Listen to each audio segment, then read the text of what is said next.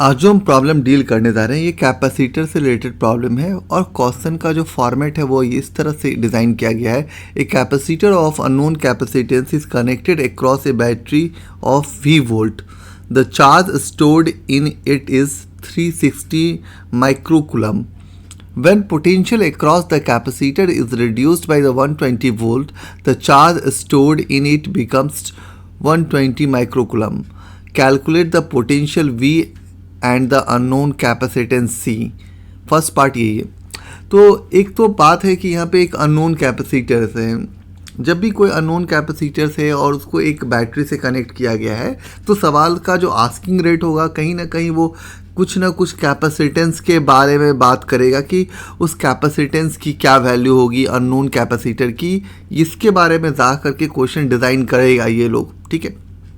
दूसरा है कि कह रहा है कि when potential across the capacitors is reduce by 120 volts, जब वो मतलब वोल्टेज में कुछ रिड्यूस हुआ है और वो रिड्यूस 120 वोल्ट का हुआ है, तो जो नया चार्ज स्टोर्ड हुआ है उस कैपेसिटर्स में वो 120 माइक्रोकूलम है। ठीक है। तो कहता है कि अब आप फाइंड करो potential V and unknown capacitance C। तो बेसिकली मेरे को क्वेश्चन को जो देखने से लग रहा है तो मेरे को लग रहा है कि मैं बेसिक लेवल पे जाके काम करूं कि Q equal to basic formula पता होता है C इंटू V होता है।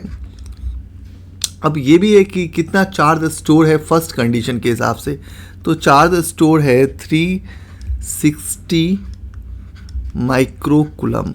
ठीक है। अब सवाल ये है कि जब आपका पोटेंशियल रिड्यूस हुआ तो अब चार्ज में भी तो चेंजेस आएगा ना, तो फिर चार्ज में कितना चेंजेस आ रहा है उसको ढूंढो। Q डैश निकालते हैं।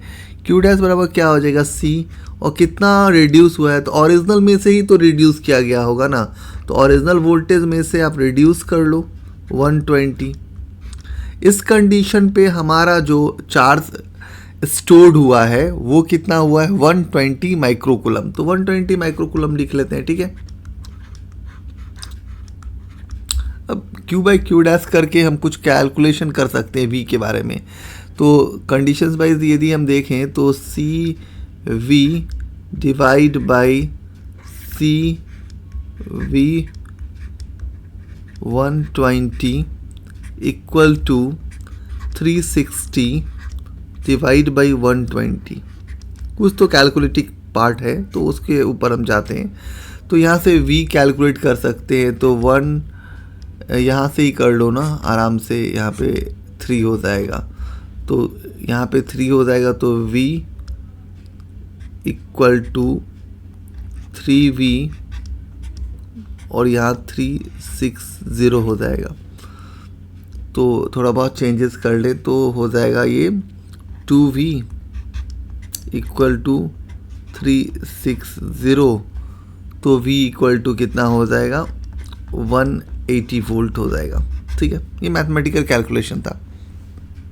दूसरा है कि अब आपसे इसमें कैपेसिटेंस पूछ रहा है ना, तो आप कैपेसिटेंस पे फाइट मारिए। मैंने पहले ही बोला ना कि इस क्वेश्चन का बैकग्राउंड ही दिख रहा है, कैपेसिटेंस ही पूछेगा। तो कैपेसिटेंस कितना हो जाएगा C इक्वल टू क्या हो जाएगा, बेसिक फार्मूला यूज़ कीजिए Q बाई V वाला। ठीक है। अब जब बेसिक फार्मूला जानते हैं तो आप लगा लो 360 डिवाइड बाई 180, तो ये कितना हो जाएगा 2, और माइक्रोफराड में लिख दीजिए आप आंसर को। ठीक है ना। अब आपसे सवाल का दूसरा पार्ट आता है। दूसरा पार्ट में पूछ क्या रहा है, what will be the charge stored in the capacitor if voltage applied had increased by 120 volt. अब कह रहा है कि यार अब आप क्या करो कि नए चार्ज बताओ, आप अपने वोल्टेज को बढ़ा दिए हैं।